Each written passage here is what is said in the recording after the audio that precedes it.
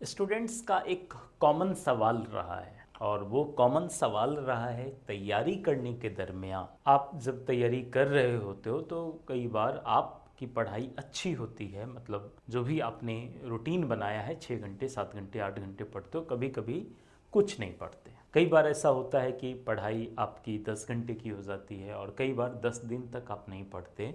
इस वजह से भी अचानक आपका मोटिवेशन जो लेवल है, जो आपका कॉन्फिडेंस लेवल है, वो काफ़ी डाउन हो जाता है। तो आखिर ऐसा क्या किया जाए जिससे कि कॉन्फिडेंस लेवल आपका मेंटेन रहे स्टार्टिंग से लेकर के लास्ट तक। अगर इस कॉमन क्वेश्चन को देखा जाए तो सवाल एक का नहीं है, सवाल दो का नहीं है, बल्कि यह कई स्टूडेंट का सवाल है। कई बार आप ये सवाल पूछते रहे हो कि ऐसा क्या किया जाए जिससे कि आप स्टार्टिंग से लेकर के लास्ट तक अपने सेल्फ कॉन्फिडेंस को मेंटेन रखें, साथ के साथ आप तैयारी उसी रिदम में, जिस रिदम में आपने स्टार्ट किया था उसी रिदम में आप कंप्लीट भी करें। लेकिन क्या ये संभव है, या फिर तैयारी करने के दरमियान सारे स्टूडेंट को ब्रेक मिलती है? कई बार आप तैयारी अच्छे से करते हो, कई बार नहीं भी हो पाती है, तो वहाँ पर आप डीमोटिवेट भी होते हो और कई बार आप मोटिवेट भी होते हो। मोटिवेट होना और डीमोटिवेट होना, अब आपको समझना है कि इन दोनों के बीच के फ़र्क को, और इस फ़र्क को आप कैसे समझें। आपने कई बार सुना होगा, और महाभारता में आपने महाभारत अगर सीरियल में देखा हो या फिर सुना हो कि जिस समय द्रोणाचार्य के ऐसे बहुत सारे शिष्य थे, मेरी बातों पे ध्यान देना, जिसमें कि अर्जुन भी था, युधिष्ठिर भी था, भीम भी था, नकुल सहदेव भी थे, इसके अलावा दुर्योधन भी था द्रोणाचार्य के शिष्य। तो आप देखोगे कि एक गुरु द्रोणाचार्य, जिसके कई शिष्य थे, सैकड़ों में शिष्य थे, लेकिन उन सैकड़ों शिष्य में अर्जुन का नाम ही क्यों लिया जाता है? आखिर अर्जुन ही सबसे बड़ा धनुर्धर के रूप में क्यों जाना गया द्वापर युग में? ऐसे देखा जाए तो द्रोणाचार्य ने सबको सिखाया होगा, और सबको सिखाया तो टीचर एक, लेकिन बहुत सारे स्टूडेंट में ठीक उसी तरीके से जब मैं क्लास लेता हूँ तो आप देखते हो कि सारे स्टूडेंट को सक्सेस नहीं मिलता, सारे स्टूडेंट जज नहीं बनते। ये एक रियलिटी है, और यह भी एक रियलिटी है कि आप में से जो स्टूडेंट अच्छे से पढ़ते हैं, सही दृष्टिकोण से, सही अप्रोच से और सही गाइडलाइंस को फॉलो करते हुए, सही दिशा निर्देश को फॉलो करते हुए तैयारी करते हैं, तो आप ही में से संभावना बनती है किसी के जज बनने की, किसी के प्रोसिक्यूशन ऑफिसर बनने की। तो फिर ऐसा क्या था? और ये एक रियलिटी है, ऐसा कुछ भी नहीं है मेरे पास कि मैं आप सबको जज बना दूं, क्योंकि ऐसा कोई मशीन थोड़े ही ना है कि मैं कुछ रखूंगा और सब लोग जज बन जाएंगे। ऐसा बिल्कुल भी संभव नहीं है, और मेरा ही नहीं, किसी भी टीचर के लिए ये संभव नहीं है कि अगर वो पढ़ाए तो सब लोग एक जैसा बनकर तैयार हो। फिर मैं बात नहीं कर रहा हूँ द्रोणाचार्य की। द्रोणाचार्य ने बहुतों को पढ़ाया, लेकिन अर्जुन ही सबसे बड़ा धनुर्धर क्यों? ठीक उसी तरीके से जब आप सैकड़ों स्टूडेंट में केवल कुछ ही स्टूडेंट को सफलता क्यों मिलती है, सारे के सारे लोग सफल क्यों नहीं होते? अगर आप इस बात को बारीकी से समझ पाओ तो आपके सारे के सारे सवाल का जवाब मिल जाएगा। जिस समय द्रोणाचार्य के सामने बहुत सारे शिष्य थे और सारे शिष्यों को द्रोणाचार्य ने कहा कि एक पेड़ पर एक चिड़िया को रखा गया और उस पर निशाना लगाना था, तो एक एक करके जितने भी शिष्य आए, सबसे द्रोणाचार्य ने पूछा कि देखो तुम्हें क्या नजर आता है? मारनी थी चिड़िया की आंख में, तो निशाना था चिड़िया की आंख, लेकिन जब पूछा गया तो किसी ने कहा कि मुझे पेड़ नज़र आता है, पूरा का पूरा पेड़। किसी ने कहा मुझे टहनी नज़र आती है, कुछ ने कहा कि मुझे चिड़िया नजर आती है। लेकिन जब ये सवाल अर्जुन से पूछा गया तो अर्जुन का केवल और केवल एक ही जवाब था कि गुरुजी, मुझे चिड़िया में भी उस चिड़िए की आंख नजर आती है जिस पर कि हमें निशाना साधना है। द्रोणाचार्य कहता है कि ठीक है, तो फिर चलाओ बाण। और जैसे ही उसने अपने तीर से कमान निकाली, वैसे ही वह चिड़िए की उस आंख में लगी। और आप सबको पता है कि अर्जुन द्वापर युग का सबसे बड़ा धनुर्धर के रूप में जाने लगा। ठीक उसी तरीके से जब आप तैयारी करना प्रारंभ करते हैं, न्यायिक सेवा की तैयारी करते हैं, अब एक सब्जेक्ट में बहुत सारे टॉपिक हैं, समझना, इस बात को बारीकी से समझना। एक सब्जेक्ट में बहुत सारे टॉपिक हैं, क्या सारे टॉपिक को पढ़ना जरूरी है, या फिर उन टॉपिक को पढ़ना जरूरी है जो आपके एग्जामिनेशन के लिए बेहतर हो, जो आपकी परीक्षा में सामान्य तौर पर आता हो। जब स्टूडेंट तैयारी करना शुरू करता है तो उसे सब कुछ नजर आता है, उसे लगता है कि सीपीसी इतना बड़ा है, इतना बड़ा सीपीसी है, राइट। लेकिन एक्चुअल में आपको इतना बड़ा पढ़ने की जरूरत नहीं है, इतना बड़ा ध्यान देने की जरूरत नहीं है।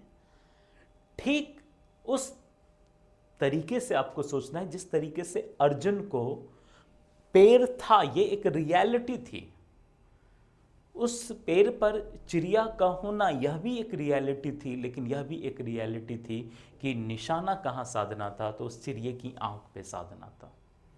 तो सीपीसी में बहुत सारी चीज़ें हैं, या किसी भी सब्जेक्ट में बहुत सारी धाराएं हैं, बहुत सारे ऑर्डर और रूल्स हैं सीपीसी में, लेकिन एक्चुअल में आपको वहां निशाना साधना है जो आपकी परीक्षा में आता है, और जो आता है उस पर आपको फोकस करनी है, न कि फालतू चीजों पे। तो आप अर्जुन की तरह तैयारी करें। आपका एक और एकमात्र लक्ष्य होना चाहिए कि जो एग्जामिनेशन में आता है, जो आपकी परीक्षा में पूछा जाता है, उस एरिया में आपसे बेहतर कोई ना हो। बाकी सारे सब्जेक्ट पे आपका कमांड है या कमांड नहीं है, सारे टॉपिक के बारे में आप जानते हो या जानते नहीं हो, उससे कोई मैटर नहीं करता। लेकिन हाँ, आप वो जरूर जानते हो जो आपकी परीक्षा में आने वाला है। तो तैयारी वहां करनी है जो आपकी परीक्षा में सवाल आता है, ना कि वहां तैयारी करनी है जो परीक्षा में सवाल आता ही नहीं है। क्या पढ़ें, किस राइटर का पढ़ें, बेयर एक्ट पढ़ें या फिर स्टडी बुक पढ़ें, जो भी पढ़ना है एक चीज क्लियर करो कि क्या पढ़ना है और क्या छोड़ना है। देखो, तैयारी जब आप करना शुरू करते हैं ना, तो यह बिल्कुल जुडिशियल एग्जामिनेशन का जो तैयारी होती है, यह बिल्कुल टेस्ट क्रिकेट की तरह है। आपने सुना होगा, अगर क्रिकेट से थोड़ा भी इंटरेस्ट अगर आपका रहा हो, तो क्रिकेट में एक बात कही जाती है कि बहुत अच्छा टेस्ट क्रिकेटर या बहुत अच्छा बल्लेबाज वो होता है टेस्ट क्रिकेट में जिसे यह पता हो कि किस बॉल को छोड़ना है, और जिस बॉल को छोड़ना है अगर उसे यह पता हो तो ऑब्वियसली वह इस बात को जानता है कि किस बॉल को हिट करना है। तो अगर आपको यह पता है कि किस बॉल को छोड़ना है, ठीक उसी तरीके से जब आप तैयारी करना प्रारंभ करते हैं, तो अगर आपको यह पता हो कि किस टॉपिक को हमें छोड़ना है, किस सेक्शन को हमें छोड़ना है, किस ऑर्डर रूल को हमें छोड़ना है, अगर यह पता हो तो फिर आपका आधा काम, 50% काम तो हो गया। और उसका कोई ना कोई स्ट्रांग रीजन होना चाहिए। स्ट्रांग रीजन का मतलब ये नहीं कि चलो जज बनना चाहते हैं क्योंकि पैसा कमाना है, जज बनना चाहते हैं क्योंकि हमें शादी करनी है, जज बनना चाहते हैं क्योंकि हमें अच्छी सैलरी मिलेगी, जज इसलिए बनना चाहते हैं क्योंकि समाज हमें रिस्पेक्ट देगा। ये सब अगर देखा जाए तो ये सब कोई स्ट्रांग रीजन नहीं है, और स्ट्रांग रीजन नहीं होने की वजह से आप उस लेवल पे जाकर के तैयारी नहीं कर पाते हैं।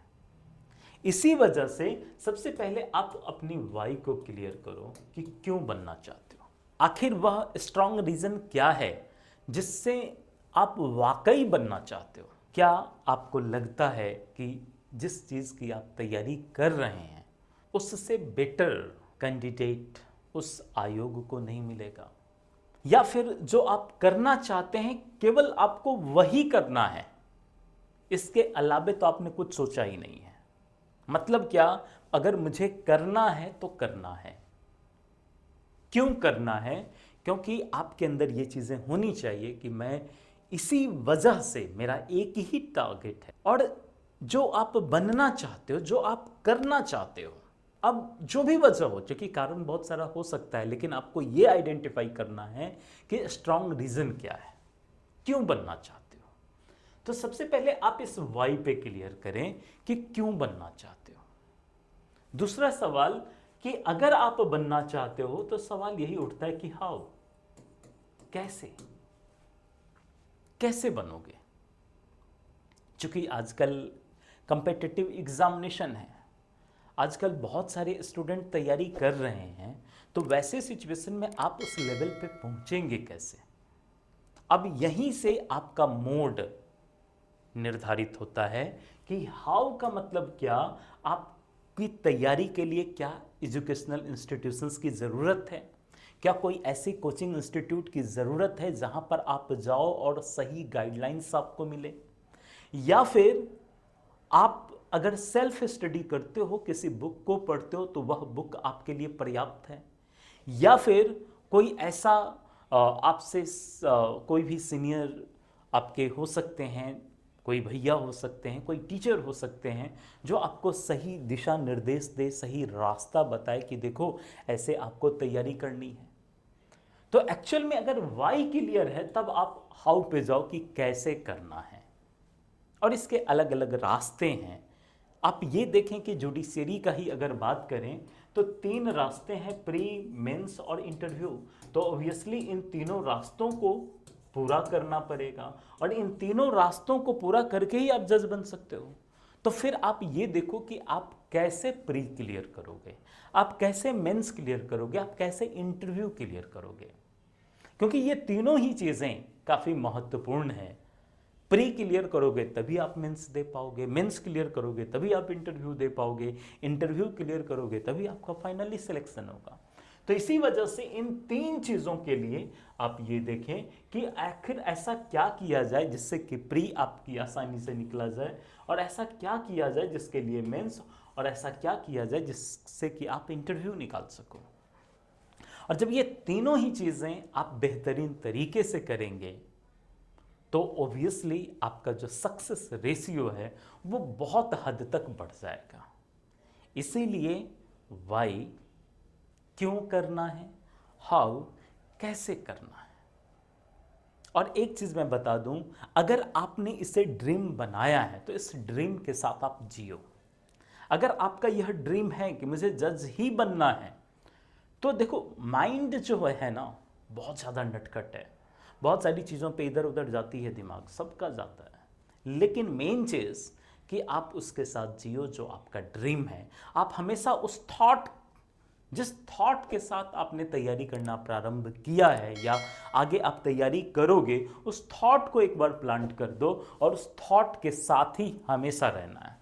ये नहीं कि एक बार थॉट आया उसको हटा दिया, फिर कोई दूसरा थॉट ले आया, फिर कोई तीसरा थॉट ले आया। मैंने कई बार देखा है असफलता का जो सबसे मेन कारण होता है, बहुत अच्छे अच्छे स्टूडेंट होते हैं, लेकिन जो थॉट आया ना, फिर उनके साथ कोई दूसरा थॉट आ जाता है, फिर तीसरा थॉट आ जाता है, एक चीज़ तो पूरा किया नहीं, दूसरा चीज़ स्टार्ट कर देते हैं।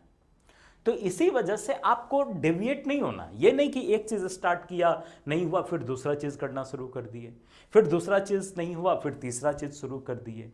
तो एक्चुअल में पहले आप एक चीज़ स्टार्ट करो और उस पर आप चलो तब तक जब तक कि आपको सफलता नहीं मिल जाती। तो इसी वजह से आप कहीं ना कहीं आपको खुद ही आइडेंटिफाई करना है, आपको खुद ही वाई क्लियर करना, आपको खुद ही हाउ क्लियर करना है। और बहुत सारे एजुकेशनल इंस्टीट्यूशंस हैं, कोचिंग इंस्टीट्यूशंस हैं। आप ये देखो कि सबसे पहले आपको कहाँ जाना चाहिए, आपके लिए क्या बेटर है, राइट। और जो आपके लिए बेटर है, हालांकि इन चीज़ों को अगर देखा जाए तो आइडेंटिफाई करना थोड़ा सा मुश्किल ज़रूर है, क्योंकि आप कहीं भी जाएंगे तो हर कोई बहुत अच्छी अच्छी चीज़ें बताएगा आपको, लेकिन आप ही को समझना है कि आपके लिए बेहतर क्या है। आपका कल आपके आज पर निर्भर करता है। अगर आपने अपना आज का टाइम अच्छा कर लिया, अगर आपने अपना वर्तमान अच्छा कर लिया, तो नो डाउट आपका भविष्य अच्छा हो जाएगा। सिंपल सा एग्जांपल है, जो आपका आज का प्रेजेंट है क्या वो पास्ट से रिलेटेड नहीं है? जैसे आप पास्ट में थे उसी के अकॉर्डिंग आपका प्रेजेंट हुआ ना।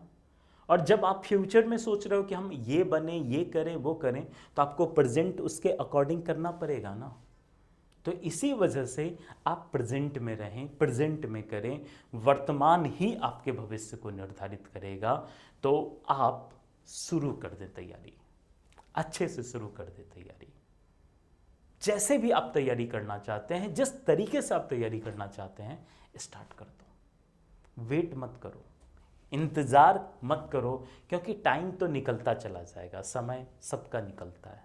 तो इसी वजह से टाइम का वेट नहीं करना है और आप स्टार्ट कीजिए। आप सबको बहुत शुभकामनाएं हैं। आप तैयारी करें, अच्छे से करें, और जिस पर्पस से आप तैयारी करना चाहते हैं उस पर्पस को पूरा करें। बाकी आप सबको देखने के लिए बहुत बहुत धन्यवाद, और अधिक से अधिक चैनल को सब्सक्राइब करना और लाइक भी करना, और ऐसे लोगों को आप शेयर भी कर सकते हो जिनको वाकई ज़रूरत है।